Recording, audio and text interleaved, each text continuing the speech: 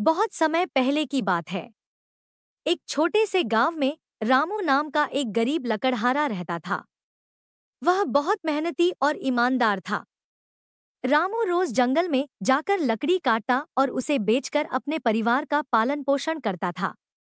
उसका जीवन साधारण था, लेकिन वह अपनी सच्चाई और ईमानदारी पर गर्व करता था। एक दिन जब रामू जंगल में पेड़ काट रहा था, अचानक उसकी कुल्हाड़ी हाथ से फिसल गई और पास ही बह रही नदी में गिर गई।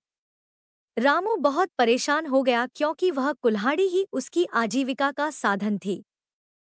वह नदी के किनारे बैठकर रोने लगा।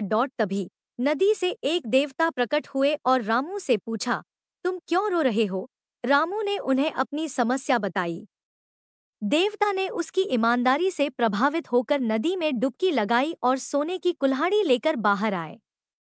उन्होंने रामू से पूछा, क्या यह तुम्हारी कुल्हाड़ी है? रामू ने सोने की कुल्हाड़ी देखकर कहा, नहीं, यह मेरी कुल्हाड़ी नहीं है। मेरी कुल्हाड़ी लोहे की थी। देवता ने फिर से नदी में गोता लगाया और इस बार चांदी की कुल्हाड़ी लेकर बाहर आए। उन्होंने पूछा, क्या यह तुम्हारी कुल्हाड़? रामू ने ईमानदारी से जवाब दिया, नहीं, यह भी मेरी कुल्हाड़ी नहीं है।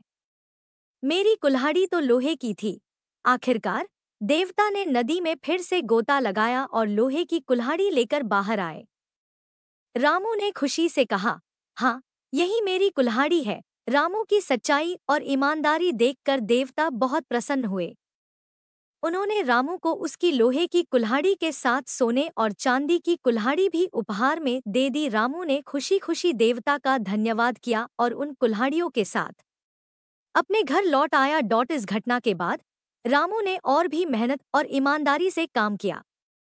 वह कभी भी लालच में नहीं आया और हमेशा सच्चाई के रास्ते पर चला। धीरे धीरे उसका जीवन सुखी और समृद्ध हो गया। कहानी की सीख। इस कहानी से हमें यह सीखने को मिलता है कि ईमानदारी और सच्चाई का फल हमेशा अच्छा होता है।